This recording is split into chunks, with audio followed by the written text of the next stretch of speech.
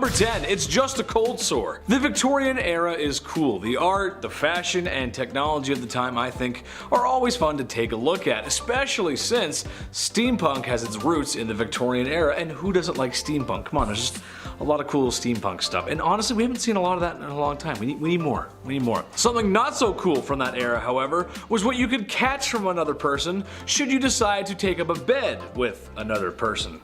Syphilis, yep, one heck of a disease. Funny enough, it was so common that it was making intimacy itself an unusual practice. People were scared, and honestly, maybe rightfully so. There's no cure, and if it progresses to its later stages back then, well, you go crazy.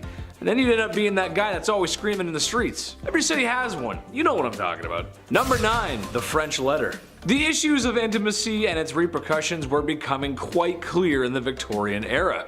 Something had to be done, as spending any amount of time in the brothels could have you shucking barnacles off your lower deck in the morning, if you know what I mean. Introducing the revolutionary new invention, prophylactics. For those that are college age, you might find it disturbing that these party favors weren't made of rubber or disposable. Yeah, hear me out. They were made of sheep's guts, and they had to be soaked first so they would become flexible. Because when you put these bad boys on, they had to be fastened on. It's not very good, not very attractive. Once the deed had been signed off on, the device was then washed and then hung up to dry like your dirty laundry.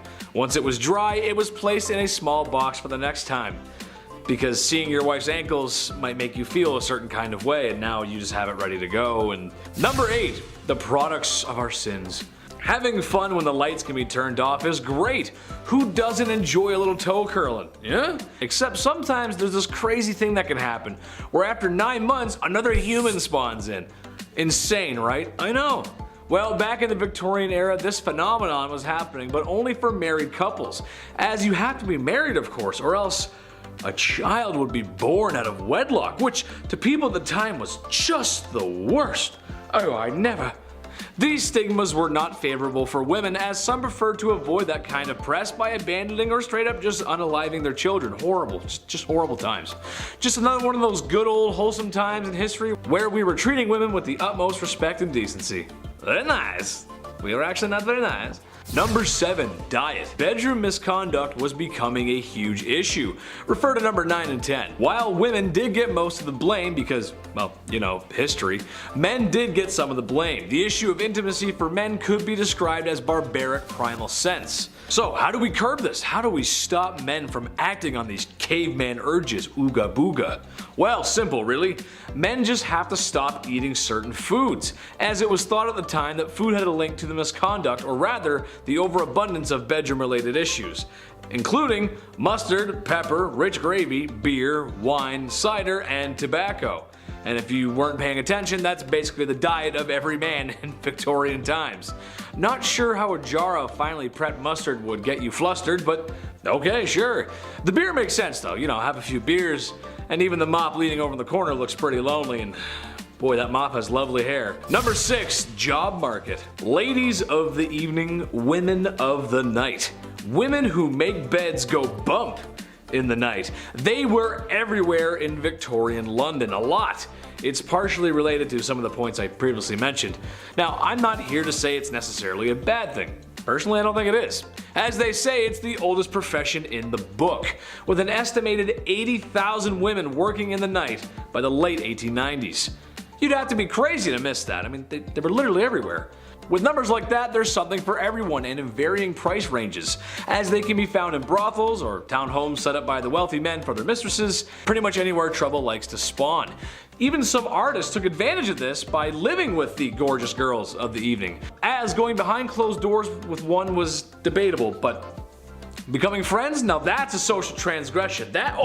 Becoming friend, how dare you befriend the people of the night?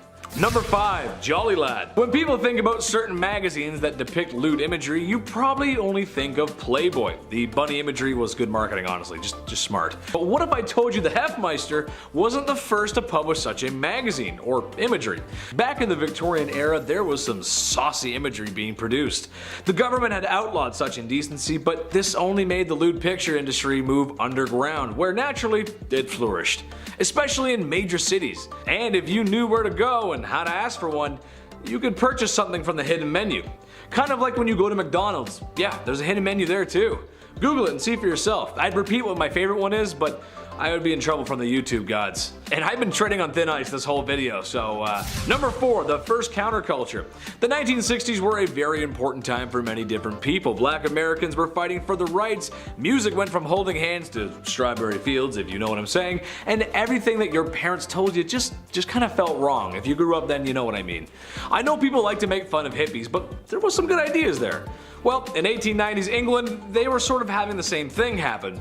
Obviously not as strong as a push as it was in the 60s, but still. Basically, after all the oppression towards bedroom relations, people began to open up. Not literally, just open up thinking wise. That's really gross, don't repeat that. There's only one way we all got here. Unless you're a test tube baby, of course. In that case, thank you for watching CT133576-2. To some historians, this makes sense. When you push and push for things to happen or ban, eventually people will push back, especially if it's something like bedroom time. Everybody likes a little bit of bedroom time.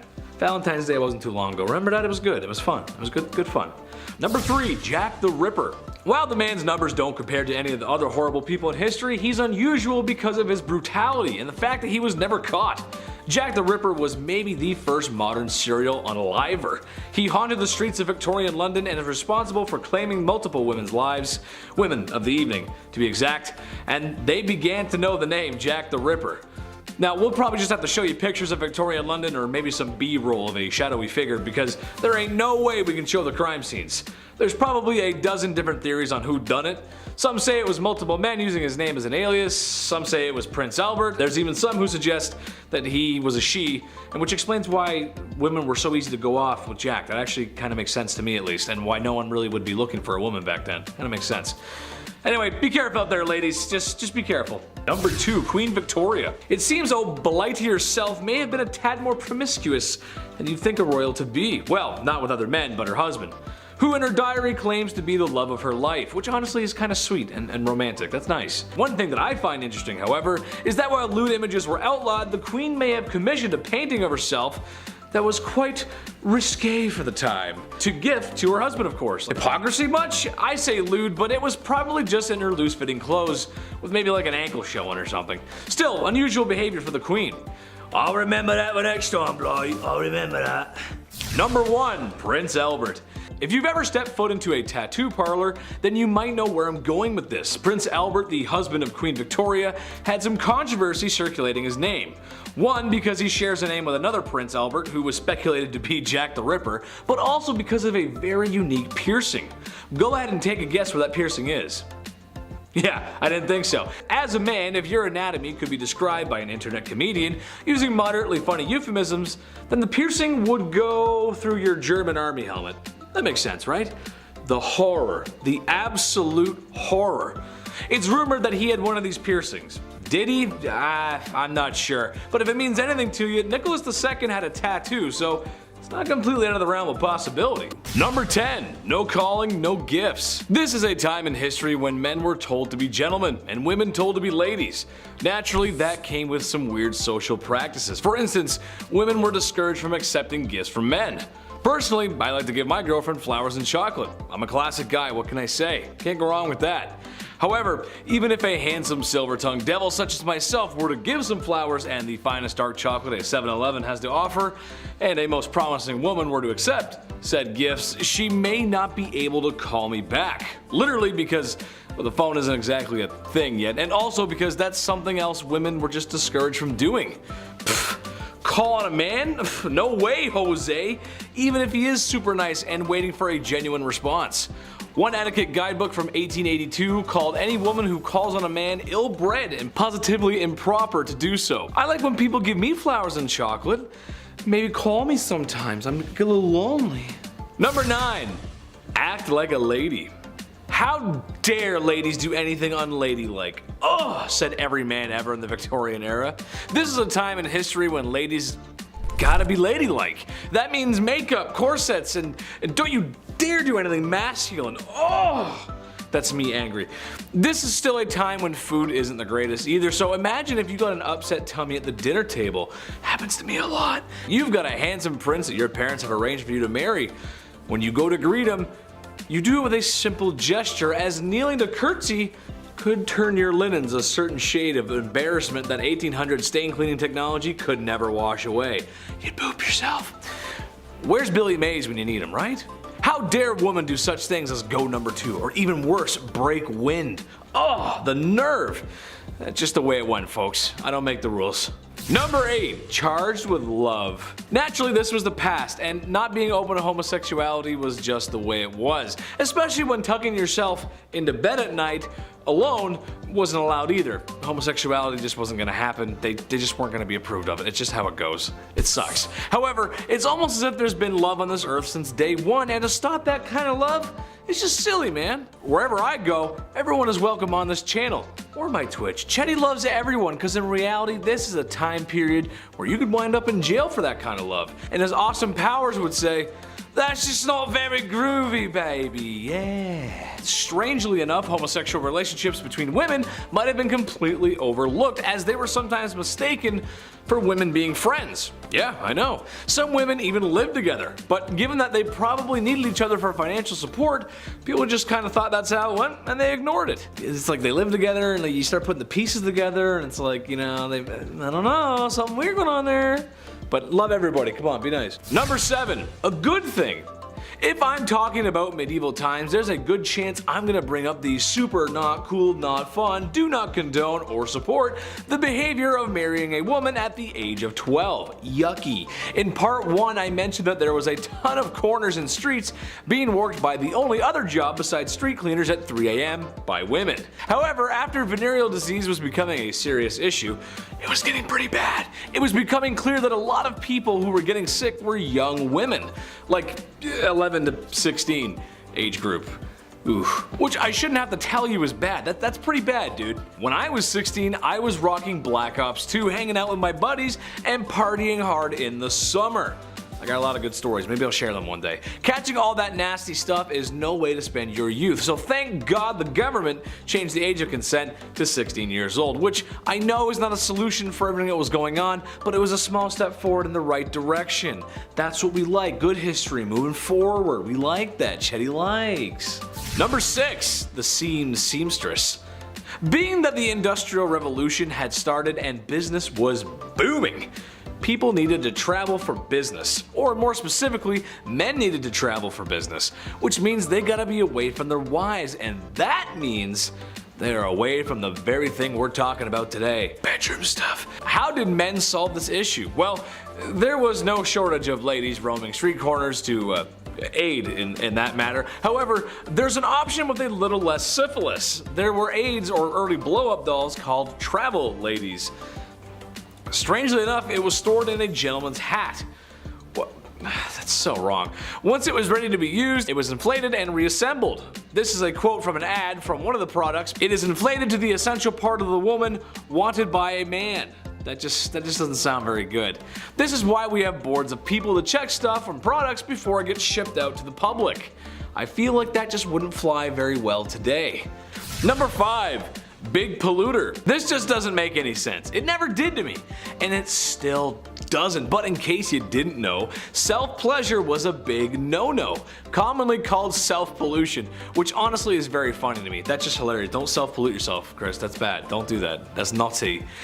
It was a sin and thought to be a cause for many ailments. I'm sure you've heard the classic saying that for guys, if you decided to go bump in the night by yourself, there's a good chance you'd need a walking stick because it would make you go blind. Women were also targeted, however, as for any pearl polishing by women was thought to be hysteric and needed to be treated for such. Look, the truth is, any man who wants to wax his carrot or woman tuning a one-dial radio should be able to do so without judgment of society or medical remedies of snake oil doctors. Love yourself, love everybody else, and just as long as the bedroom door's closed, you're good. Just don't do it in public, you're good. Number 4, shake and bake. I'm something of a scientist myself, but that doesn't mean I know everything, and if you actually need to learn something about health and safety, take it from a professional, not a second-rate John Candy. However, when coming across this fact, I just had to share it, because with my medical knowledge, this just doesn't sound right. Alright, so kids, we know how they're made. I don't need to go into detail for that. However, there was this idea back in the Victorian days that if a woman danced shortly after doing what mommy and daddies do, then there was a chance that her pregnancy just wouldn't happen. Or perhaps more commonly after riding a horse. Same idea. Okay. Which is frankly horse. I mean, come on. My mom always told me when she was baking that I had to be quiet and stop running around the house or the cake she was baking wouldn't rise. Well, they always did. I love chocolate cake. I mean, really, I do. I'm starting to wonder if there's a connection here.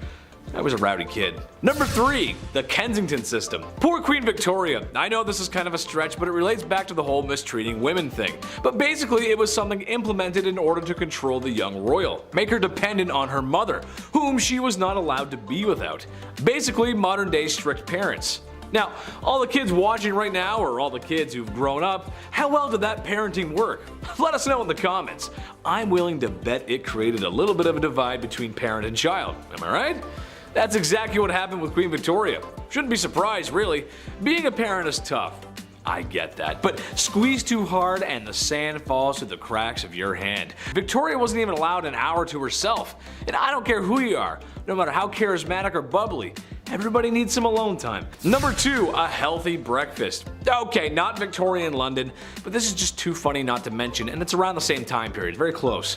As the great minds of the time thought, self-pollution was a big no-no, and the reason for these urges was often related to food. Some thought eating meat would make you down bad, so a man named John Harvey Kellogg, you might have heard of him, aimed to cure the sickness of self-love. What if a man had a delicious, nutritious meal to eat, especially at the start of his day? Cornflakes by Kellogg's, the very same cereal that's probably sitting on top of your fridge, yeah, was partially originally designed to stop you from feeling those carnal urges. Now, not sure if that works. I mean, go ahead and tell me how you feel after eating a bowl of that. I had one this morning. I feel fine. I don't feel any different at all. I mean, well, I'm not really feeling the same about Pam Anderson anymore though. Number 1, rising action. This could get some married couples into some trouble if they're watching, so sorry. It's gonna be hard to talk about this without saying it because YouTube will send a stern letter if I do, but here it goes. The deed was not considered done unless both parties had signed off on it, had their toes curled, reaching the peak, your magnum opus, the way I feel when I eat at McDonald's, DEFCON 1, or simply mispronouncing organisms in health class. I feel like once you're involved, you're involved. And to me, that's a done deal. You can't really reverse it from that point on, regardless of any of my euphemisms. But that's what they thought. They thought if you both didn't climb that mountain together, it didn't happen. Because science. Alrighty, let's dive into the grim yet fascinating world of Victorian era hangings with a bit of a casual twist. Imagine a time when Netflix wasn't around and people needed some form of entertainment. Gruesome as it may sound, public hangings were kind of like the morbid blockbusters of the Victorian era. Now, hanging wasn't just a drop in the park, it was a go-to showstopper for very serious crimes. Think of it as the ultimate deterrent, a stark warning that crime doesn't pay, especially not in an era where stealing a loaf of bread could land you in a world of trouble. It went a little something like this. A town crier announces the upcoming execution. I would love to be a town crier. Oh my god. Those guys had all the tea. Just going and yelling at everybody. Oh I really wanted to do a town crier impersonation, but I just can't yell in here. Chris's ears would explode. A town crier announces the upcoming execution. Flyers are posted and word spreads like wildfire. On the big day, people flock from far and wide, creating a carnival-like atmosphere. There are vendors selling snacks, folks jostling for the best view, and an air of anticipation that's hard to miss. The condemned, often paraded through the streets, would then face their final curtain on the gallows, a platform designed for the very purpose of ending lives. The executioner, sometimes hooded, would place the rope around the prisoner's neck, a process watched with bated breath by the crowd. A quick pull of the lever and it was all over. But here's a twist in the tale. Public executions weren't just about punishment, they were also seen as moral lessons, live action morality plays meant to instill fear and promote good behavior. Yet, the spectacle sometimes backfired. Sympathies occasionally swayed towards the unfortunate soul on the gallows, especially if the crowd deemed their crime petty or their behavior sympathetic. By 1868, Britain decided this was all a bit too much for public sensibilities and moved executions behind the solemn walls of prisons, away from the public's prying eyes and picnics. So next time you're queuing for the latest movie or binge watching a series, spare a thought for the Victorians, for whom a day out might have just involved a bit of gallows theater, complete with real life drama, tragedy, and unfortunately no encore for the star of the show. Ooh. Alright, next up on our list we have flogging. Spare the rod and spoil the child. If you've heard this phrase before, imagine it being taken to the extreme, as they often did in the Victorian era. Flogging wasn't just a quick slap on the wrist, it was a full-on event with the person typically tied up and given a set number of lashes that could leave scars for life. This punishment wasn't exclusive to hardened criminals. Oh no, even some of the more vulnerable members of our communities could get a taste of the whip for acting up. And soldiers or sailors might find themselves on the receiving end for stepping out of line. The idea was that a good thrashing could correct any number of moral or disciplinary issues. Sounds pretty harsh, right? Well, that was Victorian justice for you. Very much about making the punishment fit the crime, with a side of public humiliation to ensure you'd think twice before stepping out of line again. Next up on our list today we have the Debtors Prison. Imagine a world where you've just run out of luck with your finances and bam, you're sent off to a debtor's prison, which is about as fun as it sounds. So, not fun at all. These places were grim. Think of the worst hotel you've ever seen, then remove any windows, heating, or good food. In debtor's prison, you were stuck until your debt was paid off, but here's where things get even more interesting. How in the world are you supposed to settle your debts when you're locked up and you can't work? It's kind of like trying to run a marathon with your legs tied together. Meanwhile, your family on the outside, yeah, forgot about them, they're just scrambling to get by without their main money earner, which often plunged them into their own financial crisis. Love that. It was just a vicious cycle that didn't do much for actually solving the problem of debt. Instead, it just added a hefty dose of misery and despair to the mix. It sounds like the Victorian era was actually just a lot of that. Misery and despair. So next time you're fretting about paying bills, just be thankful you're not doing it Victorian style, I guess. Or else I'd be in Rogers prison for my phone bill. Next up we have the Scorns Bridal. Back in the Victorian era, if a woman was labeled a bit too chatty or opinionated, heaven forbid she actually nag, she might find herself in the not so stylish accessory known as the Scorns Bridal. Imagine a heavy,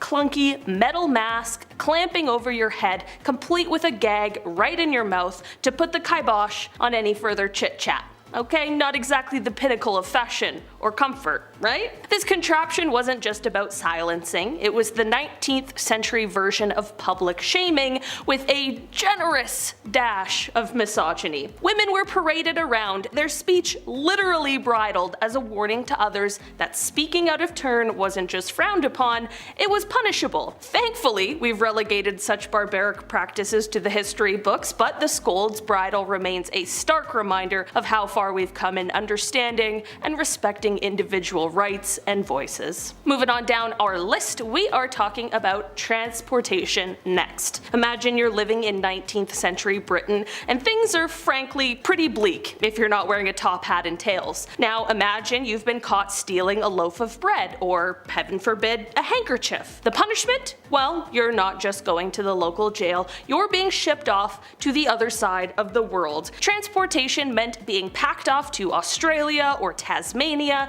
places that were as remote and alien as the moon for many Brits at the time. These were no pleasure cruises. The journey alone could take months on cramped, disease-ridden ships where survival was a coin toss. Once you arrived, if you were still kicking, congratulations! Your prize was hard labor in brutal conditions, often in chain gangs or remote outposts where the sun seemed to have a personal vendetta against you. And forget about a leisurely pint at the pub, you were there to work, building the infrastructure for new colonies, often in sweltering heat or other extreme conditions. Speaking of hard labor, the good old Victorian era where they took no pain, no gain to a whole new level, especially in prisons. So imagine you've been nabbed for stealing a loaf of bread, and yes, this is the only example I will be using, like I'm Jean Valjean himself. So imagine you stole the bread and bam, you're sentenced to hard labor. And we're not talking about breaking a sweat at the gym, we're diving into the world of the treadmill and the crank machine. Victorian style gym equipment from your worst nightmare. Imagine being stuck on a never-ending stairmaster, the treadmill, not for your health, but as punishment, climbing to nowhere for hours. Then there's the crank machine, a mind-numbing device that had prisoners turn a crank a mind-blowing number of times just to complete their daily quota. And for what? Absolutely nothing. No purpose, no product, just pure fatigue and despair. It was the era's twisted way of teaching a lesson, breaking spirits under the guise of building character. So next time you moan about your gym routine, just remember it could have been a Victorian prison workout, alright? It's not so bad. You got this. Just a couple more flights of stairs. I don't know, I'm turning into David Goggins here. I almost called him Jimmy Goggins for some reason. I don't know where that came from. Okay, anyways. Next up on our list we have the pillory and stocks. Oh, the pillory and stocks. Imagine you're walking down the street in Victorian times and there's someone's head and hands locked up, sticking out of a wooden frame. Definitely quite the sight. This was the era's version of trending on social media, but instead of likes and shares, you get rotten tomatoes to the face. The poor folks caught in these contraptions were there for everyone to see, often in the town square, serving as a living warning against misbehaving. Passerbys weren't shy about expressing their opinions either. They'd hurl anything from spoiled veggies to less savory items, making sure the punished got their share of public scorn. It wasn't just about the physical discomfort, which was definitely no picnic, mind you, but the real kicker was the embarrassment. Imagine being the center of negative attention with every local and their dog coming out to see you as the day's unfortunate spectacle. Definitely not the kind of fame anyone would want. Also, there was like 10 people alive at this time. Everyone knows your business now. How embarrassing. Next up, let's dive into the eerie world of solitary confinement, Victorian style. Perhaps an even more miserable twist on a punishment that still exists today. You're locked up all by yourself in a tiny, gloomy cell with nobody to chat with but the spiders weaving their webs in the corner. Definitely not as nice as Charlotte. This was the reality for prisoners in the separate system, notably at places like the Eastern State Penitentiary in the US and Pentonville Prison in the UK. The idea was kind of like a forced meditation retreat minus the zen and the tranquility. They thought making prisoners sit alone with their thoughts would lead to soul searching and moral reform. And this sounds very noble, of course, but in practice, it turned out to be more like a recipe for a mental breakdown. The isolation was so intense that many inmates ended up more losing their minds than reaching enlightenment. While it was all the rage back in the day, we now do know that too much alone time, especially in a dreary cell, can do more harm than good. Next up today, we are diving into the world of branding. It's the early Victorian era, a time when top hats were all the rage, and so, unfortunately, was branding people. Yes, you heard that right. Back in those days, if you were a soldier or a sailor who tried to ditch your duties or got caught doing something naughty, you might end up with a hot iron pressed against your skin. Ouch! Now, this wasn't your subtle, hide it under your shirt kind of mark. We're talking about a blazing hot iron stamping a symbol on your face, your hand, or anywhere that it would be visible. The idea was to not just punish, but to label you as a wrongdoer for everyone to see. It was kind of like walking around with a "I made a big oopsie" sign etched on your skin. This brutal calling card did more than just sting and leave a scar. It messed up how people saw you, and it slashed your chances of getting decent work. In a world without second chances, this was a harsh way to learn a lesson. So next time you think about skipping out on your duties, remember that in history, that might have ended up with you quite literally being branded for life. And finally on our list today we have public whipping. I've definitely learned that during the Victorian era they liked all the craziest things to be a public spectacle. So imagine you're walking through a Victorian era town square and suddenly there's a crowd gathering. Something's going down and it's not the local fair. It's a public whipping. So some poor soul, shirt ripped off, is tied to a post right in the center of the action. The whip cracks, and it's not just the sound that sends shivers down your spine, it's the whole thing. People are watching, some with horror, others with a kind of grim satisfaction, as each lash marks the offender's back. The idea, it's not just about the pain, which is definitely plenty, but it's also about the embarrassment of being the day's main entertainment. Getting whipped in front of your neighbors, or worse, your family, is like adding a massive scoop of shame to your pain Sunday. Victorian society was big on moral lessons, and public whipping was like a live-action cautionary tale, saying break the rules and this could be you. Kinda puts a whole new spin on the idea of a public spectacle, doesn't it? Number 10. Gross hair care. The Victorians had an odd fascination with hair. The concept of modern shampoo was not yet realized, so we had to put some nasty stuff in there beforehand. Women commonly applied eggs to their hair, massaging the substance in their scalps before, obviously and thankfully, rinsing it away forever. Another favorite method involved using vinegar mixed with water for cleansing. It would work, but it wouldn't necessarily smell the best. Interestingly enough, a variety of kitchen staples found alternate use as hair cleaning agents before the advent of shampoo. Ingredients such as rosemary, black tea, and even rum, believe it or not, were all regularly employed for washing your hair, reflecting the era's innovative approaches to personal hygiene, if you want to call it that. Number 9. No plumbing. In the Victorian era, toilets, often referred to then as water closets, were a luxury not afforded to all. For those middle and upper classes, flush toilets began to replace the early chamber pots and outdoor privies, but the sewage systems were still quite primitive, leading to contamination of water sources and of course outbreaks of diseases like cholera. So we could flush it, but then we'd get really sick. It would just mix and go into our eyes and mouth. The poor, meanwhile, relied on communal outhouses that were rarely cleaned, of course posing severe health risks as well. Additionally, the lack of understanding regarding bacteria and the spread of disease meant that these toilets, particularly in densely populated areas, definitely contributed to the high mortality rates of the time due to poor sanitation practices. Number 8. Russian bath. As bathing became more common among the Victorians, guidebooks, believe it or not, books on how to bathe yourself emerged to navigate the newfound territory of personal hygiene. Step 1. Add water. Awesome, got that one, we knew it. One notable guide featured a range of toilet recipes aimed at those unfamiliar with the practice of bathing. Recipes, that's a gross word for bath stuff. Among the various pieces of advice, a caution similar to the modern myth about swimming suggested that you should avoid baths within 4 hours after consuming a substantial meal. Yeah, you'd sink to the bottom. Who knows? You go down the drain, it'd be a horrible demise. Travelers were particularly cautioned against washing their faces with water that hadn't been treated with alcohol or ammonia to ensure its purity. It's like going to Mexico. You're like, don't drink the water. Please God, do not drink the water. Among the beauty treatments of the time, the Russian bath definitely stood out, advocating for the use of alternating hot and cold water washes on the face, using this as a method to ward off wrinkles. Yeah, they would dump their feces into a river, but they were worried about wrinkles. Number 7. Bad smells. In the Victorian era, bad odors were regarded not merely as a nuisance, but as a health hazard. The prevailing miasma theory, or the belief in night air, posited that diseases such as chlamydia and cholera were transmitted through polluted air. This perspective led to the assumption that the dire health conditions in London slums were a result of the foul odors coming in through these neighborhoods. Just a bad odor, just a ghost of odors coming in, that's all that is. Even the esteemed nurse Florence Nightingale, she subscribed to the miasma theory, advocating for the importance of fresh air for patient recovery.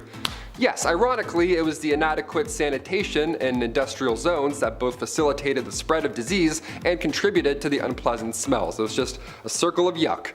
In contemporary times, the miasma theory has been debunked by advances in sanitation and medical science, of course reshaping our understanding of disease transmission. Number 6. The Great Stink. Even today's cities can smell pretty bad in the summer heat. Believe me, I live in Toronto.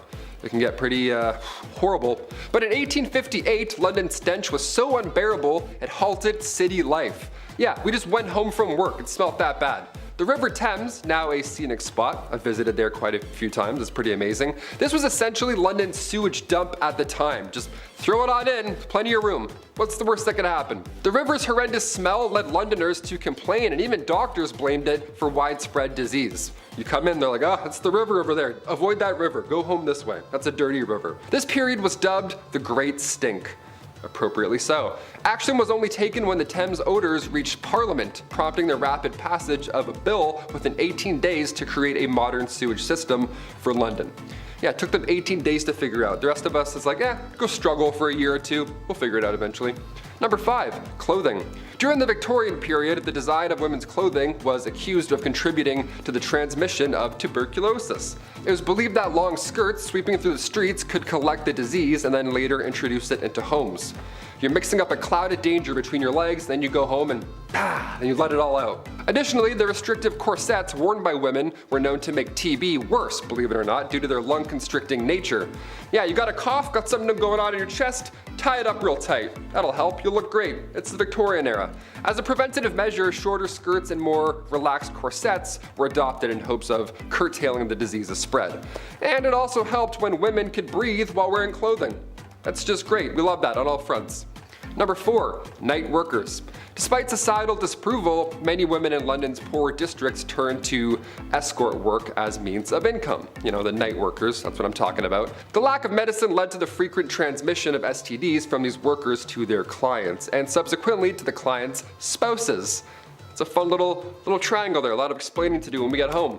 The rampant spread of STDs, of course, turned into a massive public health challenge. Everyone's like, what's going on? Why are we so itchy? Can we stop this? This promoted government intervention. As a result, women who were engaged in nighttime professions were subject to detention and mandatory treatment for these diseases if caught, while their male patrons faced minimal repercussions. Number 3, vinegar and zinc baths. During the Victorian era, daily bathing was not a common practice due to the lack of indoor plumbing and also the lack of knowledge and water. We didn't have any of the above. It was all a mess. To combat body odor, people would actually use a mixture of vinegar and zinc as a topical application. That makes me so itchy already. This was rubbed onto the skin in the belief that it would kill bacteria and remove odors. The odors, not so much, but it did something. Vinegar, being acidic, was considered effective in killing off bacteria, while zinc was thought to have a similar antibacterial property. Yes, welcome to the Victorian era. Yes, step into my water closet. Now rub this zinc all over your skin and go to sleep. Totally normal. Welcome, stay the night. Oh, this one really sucks. I hate leeches so much. Leeches were widely used in Victorian medicines as a form of bloodletting, believed to balance the humors in the body and thus cure or prevent various diseases. This form of therapy was applied for conditions ranging from headaches to more serious ailments like infections. Yeah, you have a headache, they throw a leech on you. Thanks. Leeches were applied to the affected area and allowed to suck blood, supposedly drawing out the bad blood responsible for said illness. I had a leech stuck on my toe when I was younger once, and I just ripped the thing off. Gone. You're not even supposed to do that. I don't even know how I did that. I just pulled it off. I almost fainted. I hate leeches. Let's move on real quick. Number 1, tooth cleaning with soot and salt.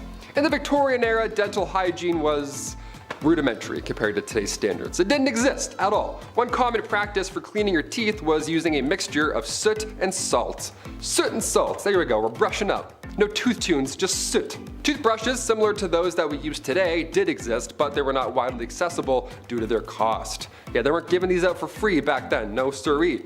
Hence, people used their fingers or cloth to rub this mixture onto their teeth. Soot was believed to have abrasive properties that could remove plaque, while salt acted as an antiseptic.